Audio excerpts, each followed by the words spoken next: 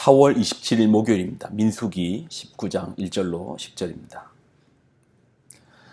여호와께서 모세와 아론에게 말씀하여 이르시되 여호와께서 명령하시는 법의 율례를 이제 이르노니 이스라엘 자손에게 일러서 온전하여 흠이 없고 아직 멍에 매지 아니한 붉은 암송아지를 내게로 끌어오게 하고 너는 그것을 제사장 엘르아셀에게 줄 것이요 그는 그것을 진영 밖으로 끌어내어서 자기 목전에서 잡게 할 것이며 제사장 엘르아셀은 손가락으로 그 피를 찍고 그 피를 회막 앞을 향하여 7번 뿌리고 그 암소를 자기 목전에서 불사르게 하고 그 가죽과 고기와 피와 똥을 불사르게 하고 동시에 제사장은 백향목과 우슬초와 홍색실을 가져다가 암송아지를 사르는 불 가운데 던질 것이며 제사장은 자기 옷을 빨고 물로 몸을 씻은 후에 진영에 들어갈 것이라 그는 저녁까지 부정하리라.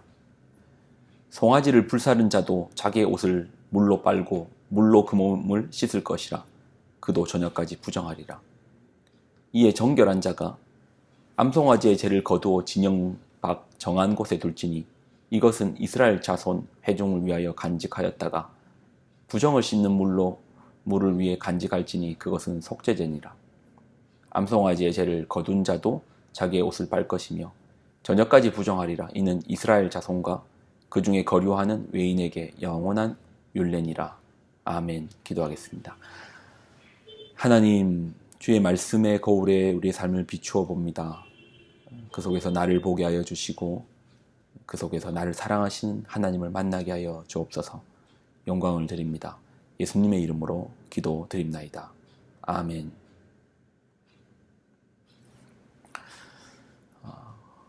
우리는 이 땅을 살고 있습니다.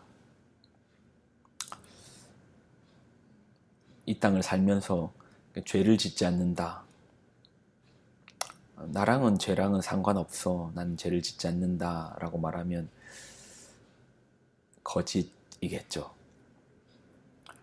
성경을 보면 우리의 산업의 기원이 나오는 장면이 있습니다. 그러니까 우리가 가지고 있는 어떤 농축산, 엔터테인먼트 산업, 전쟁도 산업으로 친다면 전쟁, 이 모든 산업의 출발이 창세기 4장으로부터 출발합니다. 창세기 4장 19절로 22절 라멕이 두 아내를 맞이하였으니 하나의 이름은 아다요 하나의 이름은 실라였더라. 아다는 야발을 낳았으니 그는 장막에 거주하며 가축을 치는 자의 조상이 되었고 그의 아우의 이름은 유발이니 그는 수금과 퉁소를 잡는 모든 자의 조상이 되었으며 실라는 두발가인을 낳았으니 그는 구리와 새로 여러 가지 기구를 만드는 자요 두발가인의 누이는 나아마였더라. 무엇의 조상이 되었다. 대표격이 되었다. 당시에 가축을 치는다는 것이 이제 가장 기본적인 산업이잖아요. 수금과 퉁소는 지금의 어떤 엔터테인먼트 산업이고 구리와 새는 결국 전쟁 무기니 이것이 전쟁 산업이고 이러한 산업의 출발, 대표격이 어디서부터 출발하였는가? 창세기를 보면 두 가지의 계열이 늘 존재합니다.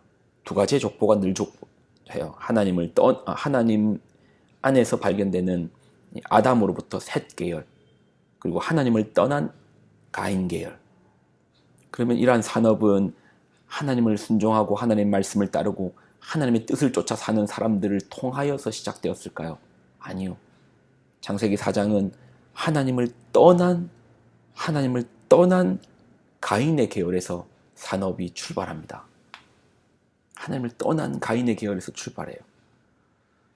그러니 우리가 발붙이고 사는 세상 자체도 사실은 실낙원이잖아요. 천국이 아닙니다. 이런 곳에서 삶을 살고 있습니다. 생명이 있으니까 먹어야죠. 누워야 할 집도 필요하고 돈도 필요하네요. 벌어야 하고 또 힘겹게 살아야 되는데 이 모든 산업의 출발지도 하나님을 떠난 족속으로부터 출발했습니다. 속지 않기 위해서 속이고 빼앗기지 않기 위해서 빼앗고 이러한 우리의 모습들이 없던가요? 예전에 한 영화를 보았는데 여우가 끊임없이 닭을 공격합니다. 그러니 닭 입장에서 여우는 원수도 그런 원수가 없죠. 생명을 빼앗으려고 하니 원수가 아니라 마치 살인자처럼 무섭게 다가오겠죠. 그런데 그 여우가 그렇게 닭의 생명을 빼앗으려고 하는 이유는 그 여우에게 새끼가 있는 거예요. 자신의 새끼를 먹이기 위해서 그 닭을 잡아야 되는 거예요. 자신의 새끼를 먹이기 위해서 누군가에게는 원수의 노릇을 하는 것입니다. 이런 세상을 살다 보니 죄 짓는 것이, 그러니까 죄라는 것이 너무나 우리 가까이에 있는 것입니다. TV만 켜면 욕망을 얼마나 부추깁니까? 새로운 차, 새로운 집, 새로운 먹을거리, 새로운 옷. 눈에 보이는 것들이 다 그런 것들인데 그 욕망이 안 커지겠습니까? 이런 연약한 우리에게 한 발은 세상에, 한 발은 하나님께 두고 있는 우리에게 하나님 주신 것이 속죄입니다. 속죄. 그 죄를 속하는 속죄입니다. 일반적인 속죄는 속죄 제사입니다. 제사입니다. 희생 제사입니다. 흠 없는 짐승에게 나의 죄를 전가시키는 겁니다. 그리고 죄와 함께 그 짐승을 죽여버리는 겁니다. 그 죄값을 그 짐승에게 전가해서 사망으로 값을 치르는 것입니다. 근데 오늘은 본문은 좀 다른 방식의 속죄입니다. 9절. 이에 정결한 자가 암송아지의 죄를 거두어 진영 밖 정한 곳에 둘지니 이것은 이스라엘 자손 회종을 위하여 간직하였다가 부정을 씻는 물을 위하여 간직할지니 그것은 속죄제니라. 흠없는 암송아지를 죽여 태워 죄를 만듭니다. 그리고 그 죄를 물에 타서 그 물로 속죄를 시키는 것입니다. 공식적으로 속죄제는 제사를 통해서만 가능한데 약식으로 속죄를 할 수 있는 방식을 주신 거예요. 그러니까 동물을 끌고 와서 죽여 제단에다가 넣고 태우는 이런 속죄 제사보다는 약식이죠. 죄를 간직하였다가 그걸 물에 타서 물에 뿌리는 것이니 약식이죠. 이걸 보면 우리에게 얼마나 많은 속죄 사건이 있기에 하나님께서 이렇게 주시는가. 이스라엘에 그렇게 수많은, 아마 그들이 죄를 지을 때마다 그때마다 제사를 지었다면 나만 하는 소가 없었을 겁니다. 나만 하는 양이 없었을 겁니다. 하루에도 몇 번씩 양 잡고 하루에도 몇 번씩 소 잡고 비둘기까지 싹 다 잡아 죽인다고 한들 그 수많은 죄의 문제를 어찌 해결하겠습니까? 그래서 하나님은 이러한 방식을, 이런 속죄의 방식을 주시는 거예요. 이렇게 해서라도 속죄하라. 속죄하라. 가끔 이제 그런 경우가 생기더라고요. 죄를 범했을 때 바로 하나님 앞에 기도한다는 게 참 이제 면목이 없잖아요. 죄를 짓는 것도 넌데 어떻게 너가 뒤돌아서자마자 죄송합니다 하나님 용서해 주십시오. 죄송합니다 용서해 주십시오. 면목이 없잖아요. 죄를 안 지었으면 모르는데 지어놨고 용서해 주십시오. 잘못했습니다. 면목이 없잖아요. 그런데 아닙니다. 그렇게 하셔야 됩니다. 단 30초라도. 죄 가운데서 하나님 정말 저 이렇게 살면 안 되는데 용서해 주십시오. 면목이 없이 어떻게 그럴 수 있어? 아니요. 그렇게 하십시오. 그렇게 구하십시오.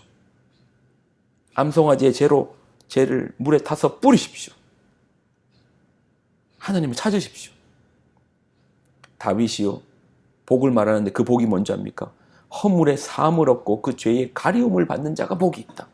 죄가 없다라는 게 아닙니다. 허물이 없다라는 것이 아닙니다. 사함을 얻고 가리움을 받는 자가 복이 있다.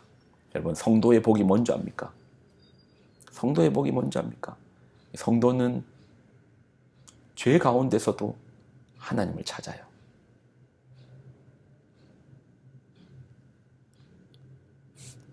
세상은 그렇지 않죠. 죄 가운데서 하나님을 왜 찾겠습니까?